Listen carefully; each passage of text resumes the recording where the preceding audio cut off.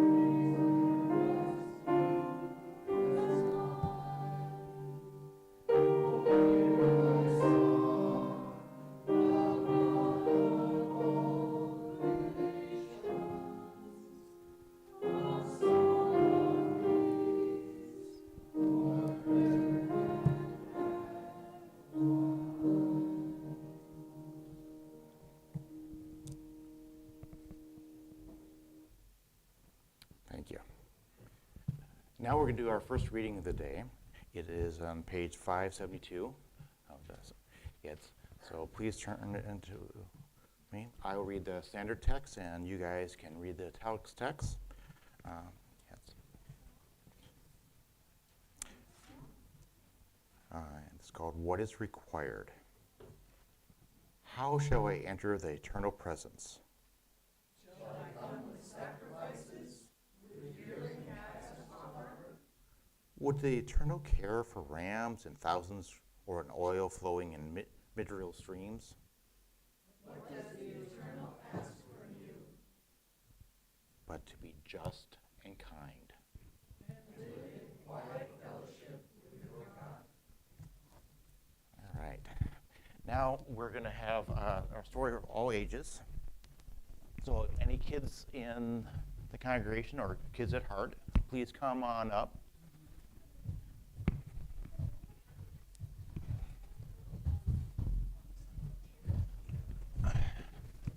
Yes, hey, can I sit down here with you guys?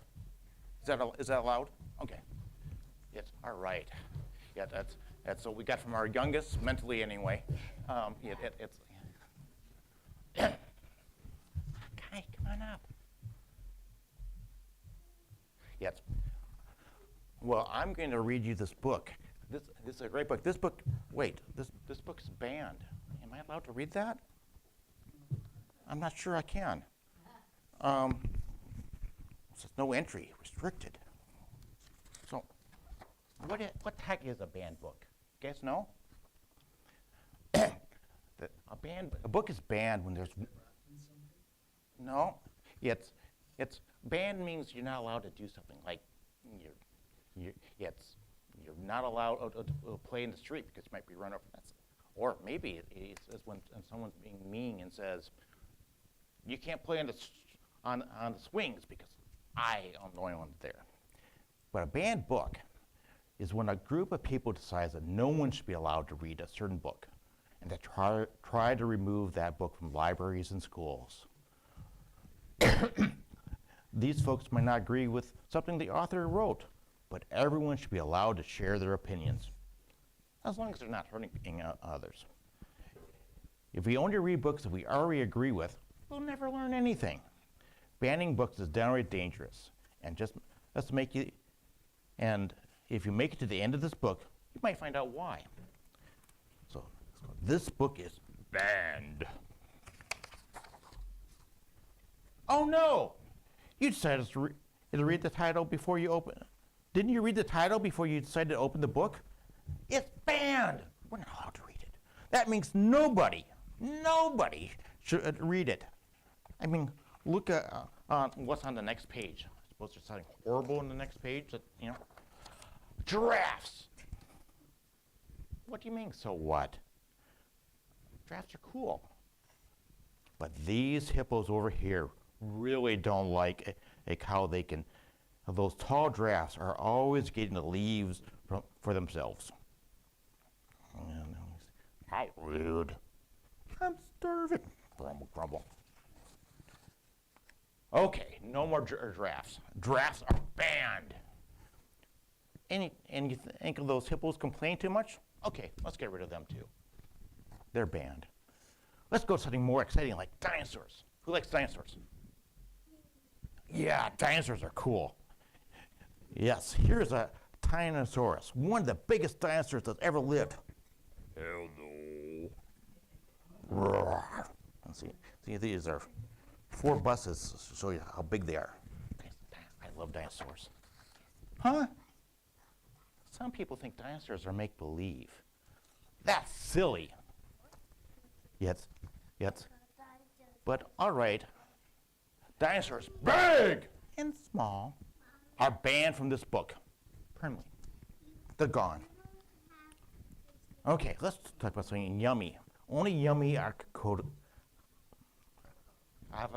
Thank you. I have trouble with some words. You guys ever have trouble with some words? Yeah, I do too. From here on out, they're perfect with chips or on toast. They're made into guacamole or eaten fresh from themselves. What's not to like? Yummy. You like yummy guacamoles? Yes. What? You actually know someone who thinks they're gross? Fine. No more. Yes. Avocado. Those from here on out. Which is good for me because I can't say the word. Yeah, that's. Here's a bed. Just a plain old-fashioned bed with 4 legs. Nothing else to see.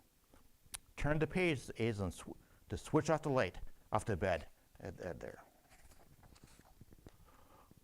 Oh no, there's a monster lurking underneath the bed. That would be a very good time to shut this book and throw it away. Should we shut the book and throw it away? Oh, okay. You're still reading? Yes, okay. I'll just ban beds with a snap of, what? What is that? Of course you need some place to sleep. You can keep the bed. Just let me turn the light back on. Click. Oh, phew. That's not a monster. They're just some old roller skates under the bed. You know who loves roller skating, right? This robot. Yes, robots are cool too, aren't they? Oh goodness, the robot just skated into the lake. Too dangerous. No roller skating robots. They're banned from this book. Yet, you sure you want to keep on reading? Oh, you do? Okay. You're having fun? You don't think you want to know what happens at the end, though? Well, it all started out when we baked this yummy birthday cake for Shama. Shama didn't want the piece with the flour on, but everyone else did. Hey, that's mine! See, they're all fighting. So what should we do about them fighting? So we decided to ban birthday parties and birthday cakes. So your next birthday, you're never going to have another cake. You're never going to have another party. Does that sound unreasonable? Nope. Then we decided to read the book, The Big Bad Wolf, for the zillionth time. You guys know that story? He huffed and he puffed and... Well, I know you guys weren't scared, but this kid here, he got scared. So we're going to have to make this a wolf-free book. Now the Big Bad Wolf, what's huffing and puffing about? What could be? I banned the big bad wolf and turned him into a little nice wolf. I mean, just look at that. Too cute. See, wouldn't that just so addictive? Oh, wait. Don't close the book. You don't even know what happens in the end. There are 6 unicorns on the next pages, I promise. Pinky promise. Count them. Half a dozen unicorns. Oh, and 10 horses. They're cool, aren't they? Oh, look. Looks like these horses are offended by the unicorn's horn. Actually, they decided that no one is ever allowed to say the word Can't say the word. All right, no more magical you-know-whats. Just some horses playing cards. So boring. Why don't you just crumble up this page and get rid of it? We'll just ban horses too. Let's see, we banned giraffes and hippos and dinosaurs and avocados and regular beds, monsters and roller skating robots and birthdays and big bad wolves and little nice ones too. Magical you-know-who's and horses too. They're all banned. And now, if you really must turn to the next page, you'll find out why we don't want anyone to read this book. Because we are banned. Everything and anything, there's no ending left to read. Now, we don't want our books to disappear like the ending of the story did. So just keep reading and sharing books. And remember, even if a book isn't perfect for you, it could be perfect for someone else. Thank you guys for coming up and reading. Yeah, that's. Yep.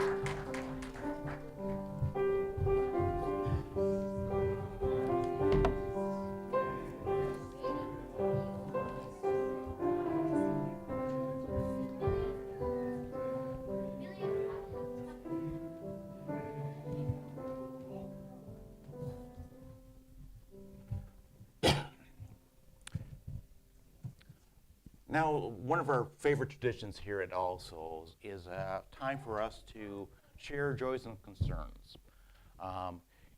And what we do is come up, take a rock, and you say your name, and then you express what is on your mind. It can be something happy, something sad. And then you put the rock in the water, and symbolically the ripples are like that concern going out among the community.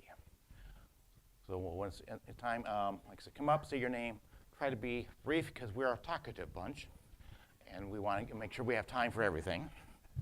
I will start. I'm Steve, as you guys know.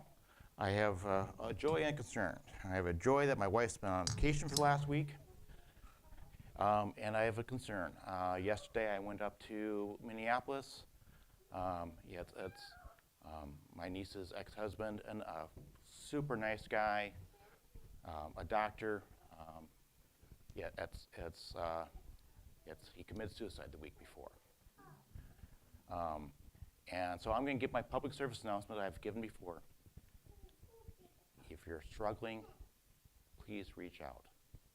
I'm tired of going to these funerals. Now, anyone else? Like I said, you know you're going to be topping mine.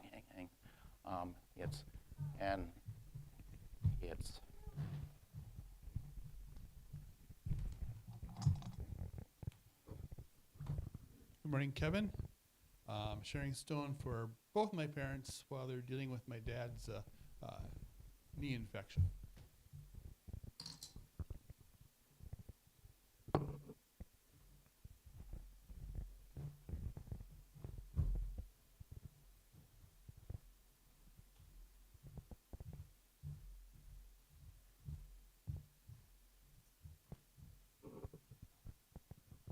I have to say, this is Edie Ann Hafke, and my wife is Jennifer. I'm still with her, and we both love each other very much.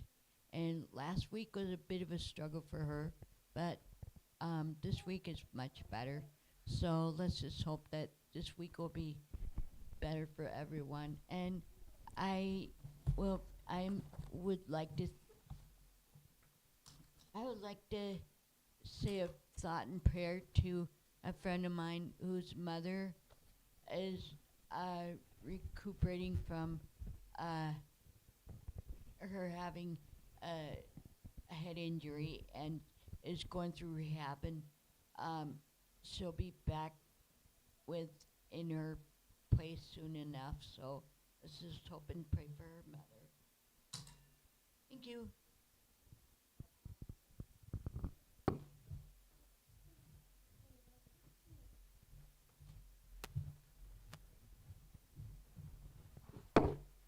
My name is Fred, and I'm one of the featured speakers, and they got me on the deal outside, you know.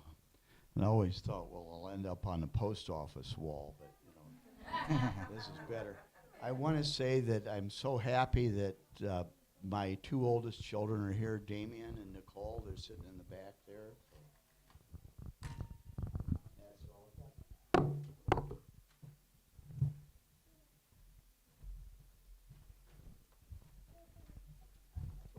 Hi, I'm Dan, and I just wanted to let you know that I'm so happy to say that we were able to play at Edgewood East, and we got to play for Scott's mom and uncle at the nursing home, and JC and I had a ball, and we're going to play again this next week at Luther Manor. For those of you who have some Lutheran roots, they will be twanged or whatever, bowed or vibrating next Saturday, so it's a joy to share, and I don't know. Oh boy, there's some fun things in life, but playing duets with JC is sure one of them. So good stuff for me and hopefully for other folks. Thank you.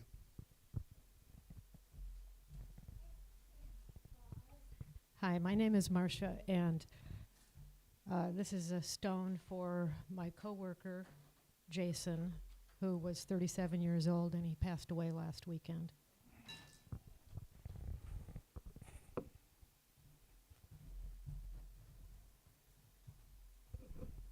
Hi, I'm Scott.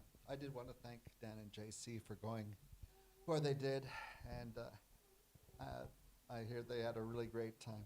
And thank you guys for doing that. And it's a frustration if anyone here knows how to use professional dog grooming trimmers. I need to talk to you because I'm doing something wrong with mine. They only last a third of a dog, and I don't have that many clippers. You should see the dog.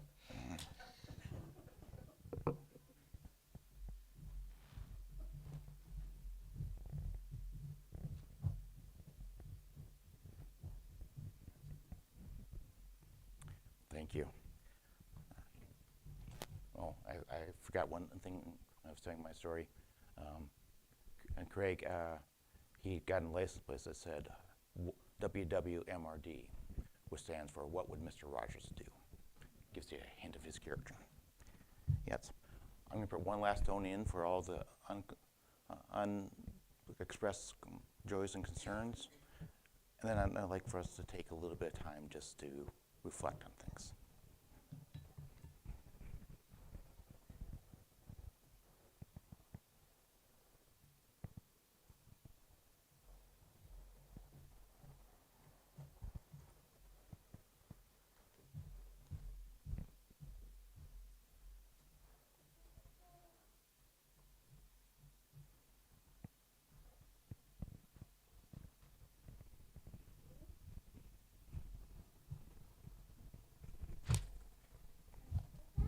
Thank you. Now we're going to do our second song. It's page 88, Calm Soul in All Things. Again, please stand if you are able to.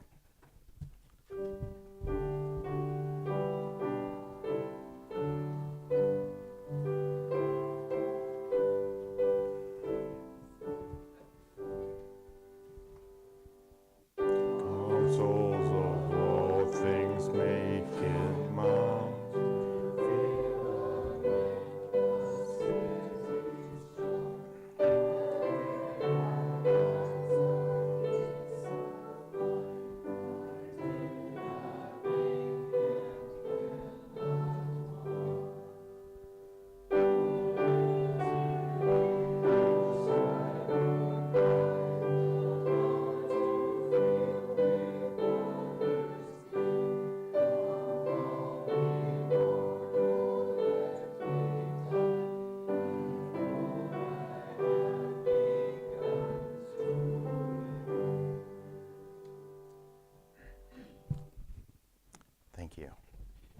And now we're going to do our second reading, which is page 66, or 666 on the same book. Yeah, it's The Legacy of Caring. So 666, a nice, healthy number. It's with no significance at all. Yes, again, I'll read the standard text and you guys can read it italicized. The legacy of caring. Despair is my private pain, born of what I have failed to say, failed to do, failed to overcome. Be still, my inner self. Let me rise to you. Let me reach down into your pain and soothe you. I turn to you to renew my life. I turn to the world, the street of the city, the worn tapestry of the broken firms.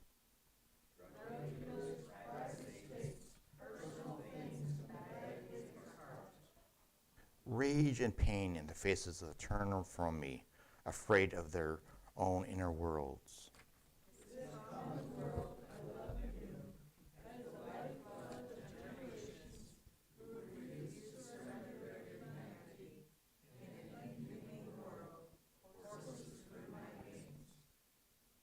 From within this world, my despair is transformed to hope.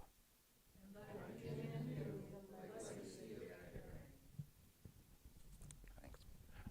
So one of the things we tend to do in this church is we have a time which we call, it's how my thinking's evolved. UU is a little bit different from most congregations. Most congregations, if you go there, people are there for one of two main reasons. They grew up in that denomination, or they significant others are dead. UU, nationwide, only about 10% of people spend their whole life as UU, and the rest of us find it later in life. And I'm not sure what the percentages are this congregation, but I bet it's close to that. And speaking as one who found it, I'm very happy for it. Yeah. So what we do is we have what's called this time where a couple of people come up and they talk about their story. It gives us a chance to learn about them, and it's a wonderful experience. So first up, we have Fred. Thank you.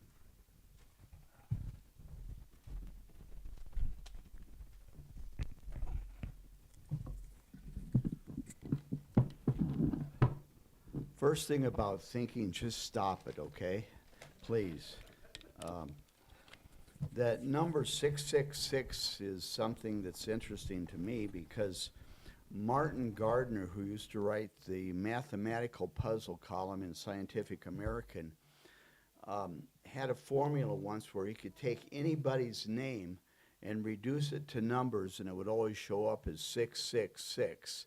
So, you know, I'm kind of partial to that. Now, thoughts on thinking. My first idea was, well, maybe I should talk about how my thinking has evolved, but everybody's got a damn opinion, right? And some of us have more than one. And so I was thinking, rather than share my opinions on this or that, I'd tell you kind of the mechanics of it.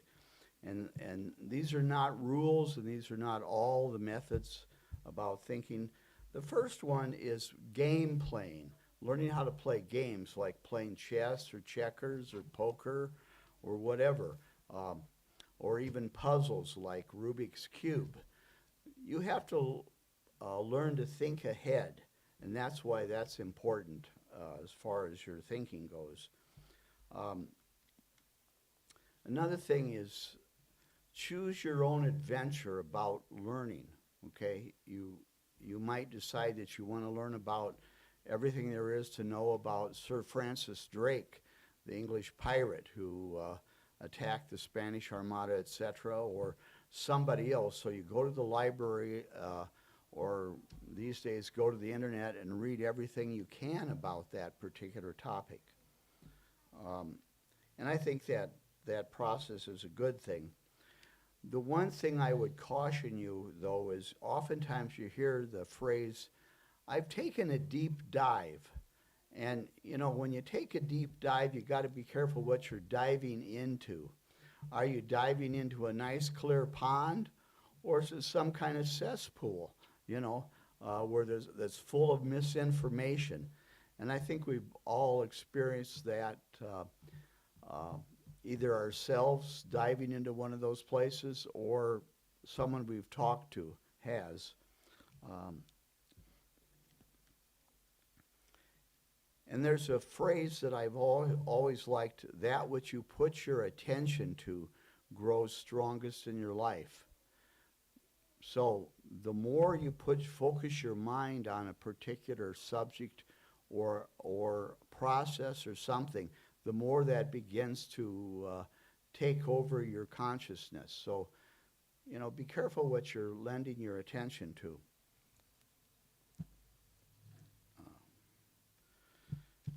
Now, here's a phrase I've always often liked: if you meet the Buddha on the road, kill him.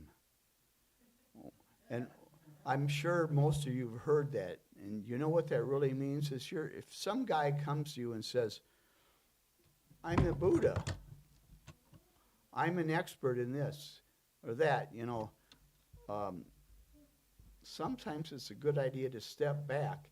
And the phrase meant that if you met the Buddha wouldn't announce to you, I'm the Buddha. And so that's where the phrase comes from. Kill the Buddha if you meet him on the road, okay? And then there's a phrase that I like. I think it comes from the Sufis, which was a heresy of Islam. The opposite is also true. So when you're pretty sure that you're right on a particular topic, sometimes it's good to just stop there and examine the other side so that maybe you can learn something. And that goes to my next thing. Listen more and talk less. Everyone has something to teach you, so you just have to listen to them. Sometimes you might need to ask them a question or two to help bring that knowledge out from them, but listen more and talk less. Also, one thing, now that I'm an older man than I used to be, 75 now, soon to be 76, one of my great joys that's helped with my thinking is rereading books again and again and again. I think the book that I've read the most is the one by Lao Tzu, Tao Te Ching, which is, I think I read it first when I was in my 20s, something like that. And I recently reread a bunch of South American short stories by Jorge Luis Borges from Argentina. So I recommend rereading stuff that you've found helpful in the past. You have grown mentally, spiritually, emotionally.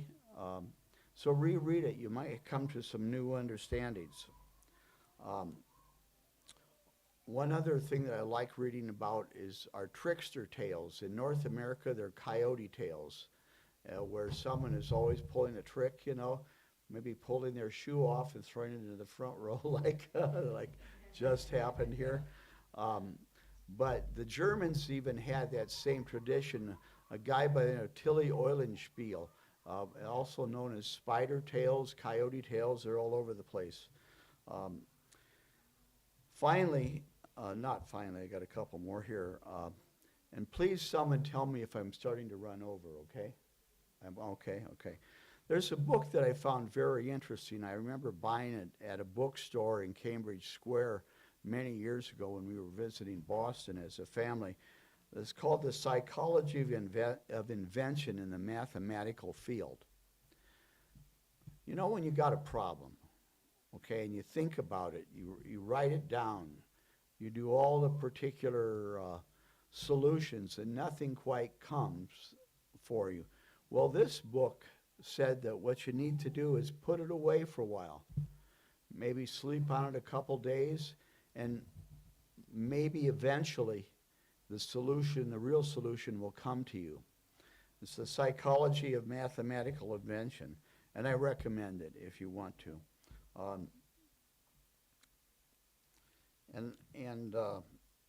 Another thing is, I was a stockbroker for many years in investment field, and I discovered a principle, the sin of extrapolation. A happened, then B, then C, then D, you know, and you keep thinking that's going to happen over and over and over until things go to the moon, you know, but they don't. I remember in 1987 there was a very specific option trading program that people were using. It was successful for 10 weeks in a row. Then came the stock market crash of 1987, where the stock market went down 20%. As a result of that, almost 100 stock brokerage firms in the United States and abroad died, mostly because most of their clients were doing that particular methodology. So the sin of extrapolation, watch for it in your own life and other places. A famous, I believe he was Unitarian, Emerson, Ralph Waldo. One thing I like that he said was, a foolish consistency is the hobgoblin of small minds and politicians. It goes on and on and on. I think it's in the essay Compensation. Now, what's my own personal philosophy? I call it enlightened hypocrisy, because I understand that I'm a hypocrite. I have certain things that I will say. I don't always do them. I have certain beliefs. I often change my mind. It's just the way life is. So I have my time. So, pardon me? Well, thank you very much. And after we've had our coffee, maybe we can have some more thoughts on thinking, okay? Thank you, Fred. Thanks, that was very interesting. I look forward to talking to you more after coffee. Now we're going to have Allison come up, Allison Green, and she's going to enlighten us on and make us all smarter people. And she is just a wonderful person that young people just cling to her.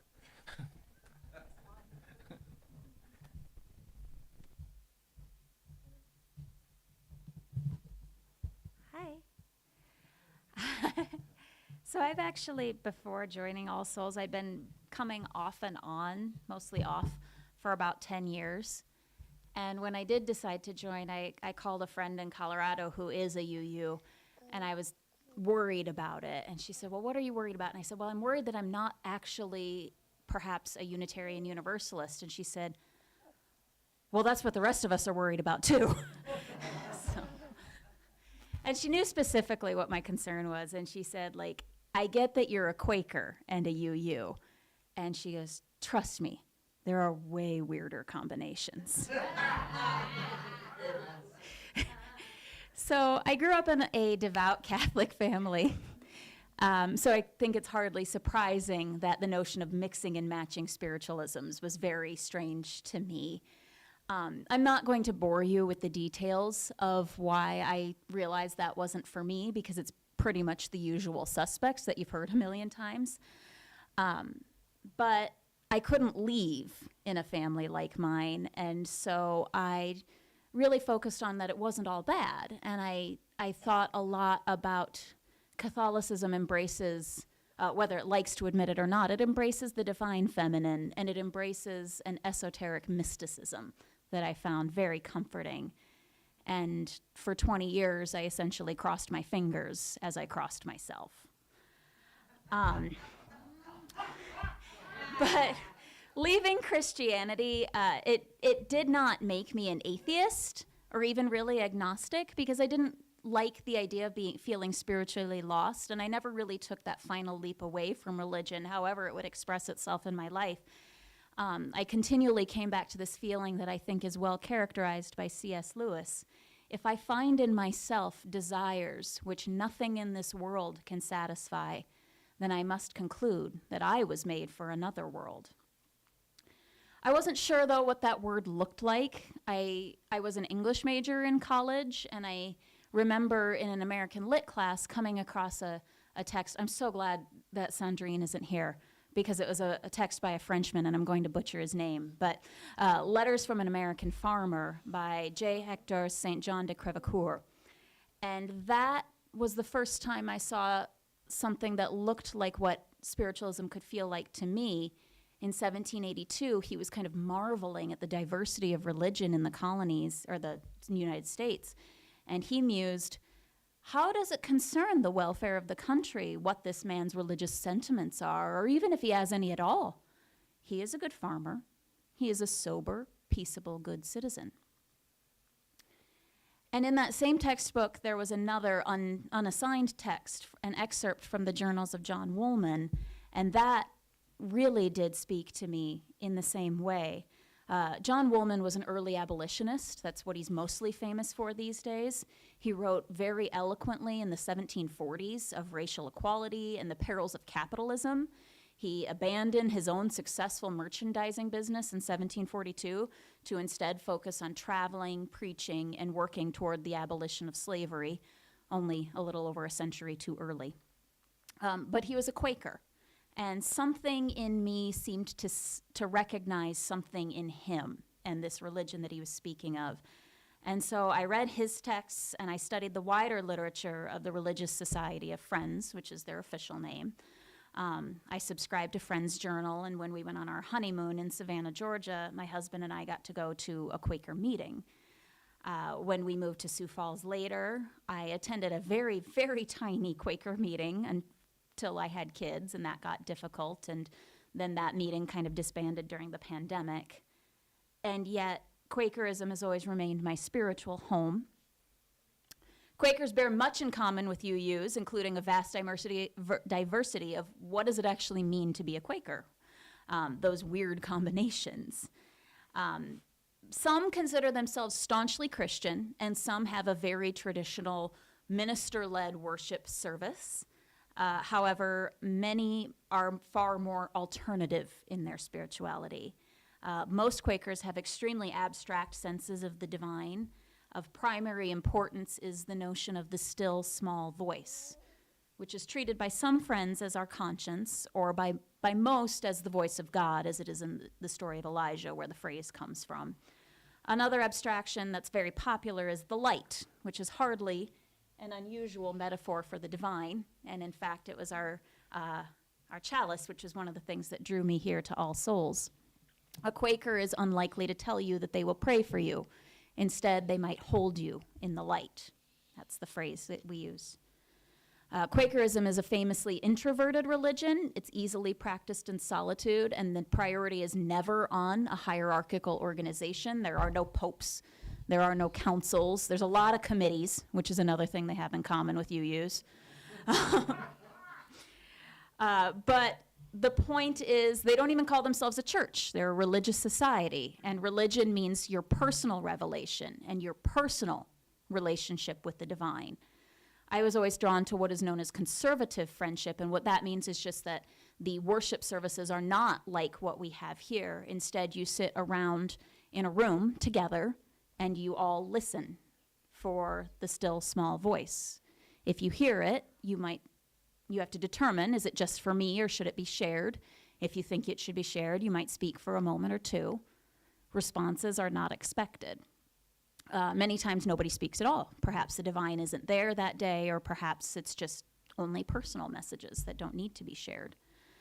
But like holding someone in the light, that there is no emphasis on beseeching God or expecting something from any kind of God, but simply just waiting for the divine to reveal itself to you. I hope that you've heard the parallels to UUs in this description, and you can see why I've been comfortable as a Quaker UU at All Souls, because I have now a community that isn't otherwise available to me. And I also have hymns on Sundays again. Thank you, Carol.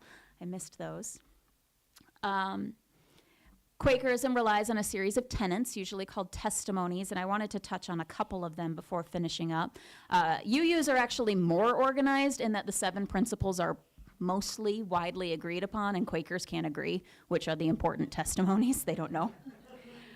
They usually involve some version of peace, simplicity, integrity, and equality. A lot of times they pop in things like sustainability or community. These testimonies are serious business, even if they can't be agreed upon. And they have been for centuries. The testimony of equality led Quakers to become early abolitionists and early feminists. Many colonial friends became extremely successful businessmen, kind of surprisingly, but it was because of the power of the testimony of integrity and the stereotype that you can always trust a Quaker. Almost invariably, though, the two most important are the title of my talk, peace and quiet. Quiet or simplicity has always felt like home to me. I like slowness, the gentle beauty of what exists, what is there for the seeing in nature, should you not be too busy to notice it. Simplicity can mean the willingness to accept what is, rather than always striving. Life need not be a certain way. Things need not be grand or golden to magnify the divine. I end today with peace, though, as I think it's the most important of all of them, the centerpiece around which the entire faith revolves. Obviously, I cannot justify violence or war if I believe truly in the 7 principles or the testimonies of integrity, community, or equality. And peace does not only need to mean nonviolence, it moves hand in hand with simplicity. The peace of the flow state of quietly working hands, the peace of waiting in silence to hear the still small voice, the peace of watching here as the light streams in the windows or flickers from the chalice.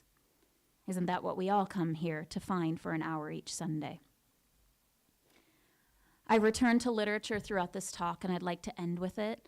My favorite poem this time is William Butler Yeats. It's one that always calls me to listen expectantly, to let the light into my heart, and to remind me of all that is well with my soul. It's the Lake Isle of Innisfree. I will arise and go then, and go to Innisfree, and a small cabin build there, of clay and wattles made. 9 bean rows will I have there, and a hive for the honeybee, and live alone in the bee-loud glade. And I shall have some peace there, for peace comes dropping slow, dropping from the vales of morning to where the cricket sings. There midnight's all a glimmer, and noon a purple glow, and evening full of the linnet's wings. I will arise and go now, for always, night and day, I hear lake water lapping with low sounds by the shore. When I stand on the roadway or on the pavement's gray, I hear it in the deep heart's core.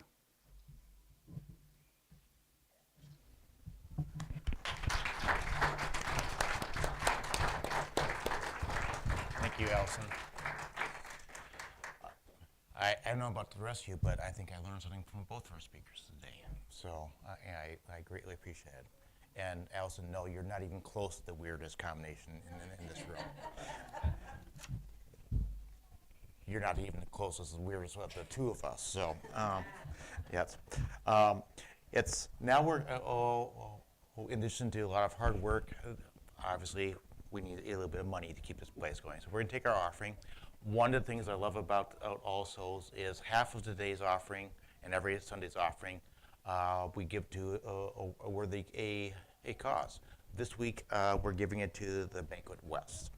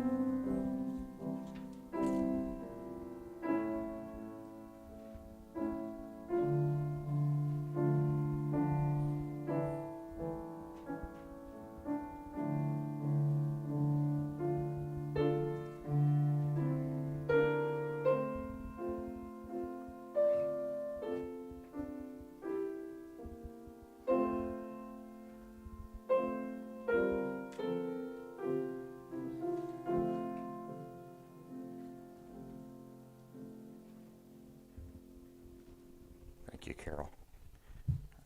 She always amazes me with her beautiful music. Now let's read the words to receive the offering found in the bulletin.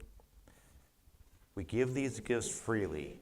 We receive these gifts gratefully.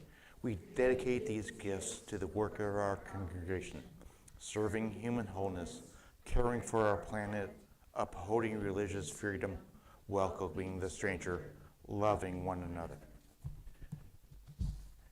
Now for our third song, which is 127, Can I See Another's Woe? Again, please stand as you are able.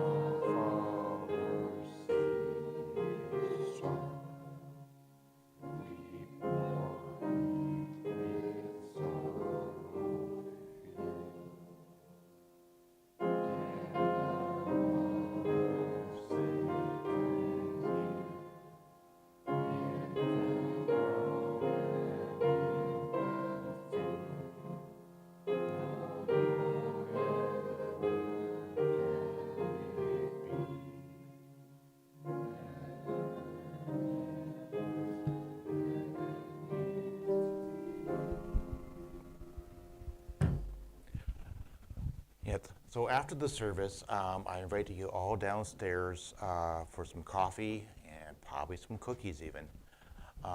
As for some discussion. And then afterwards, we'll meet back up here about 11:20 for our circle discussion, which is a chance for you guys to grill Fred and be really nice to Allison.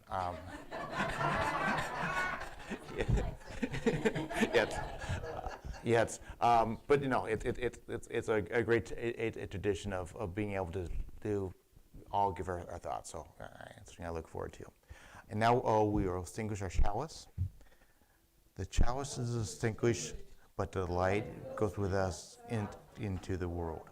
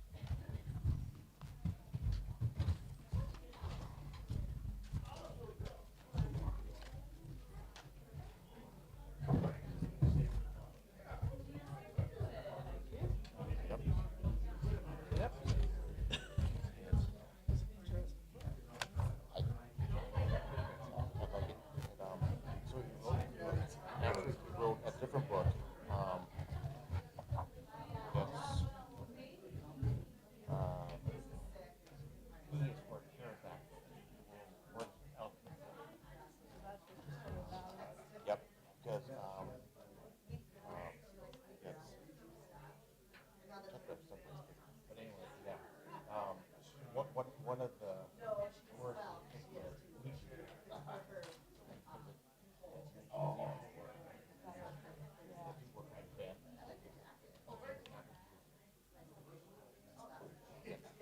Oh, yeah.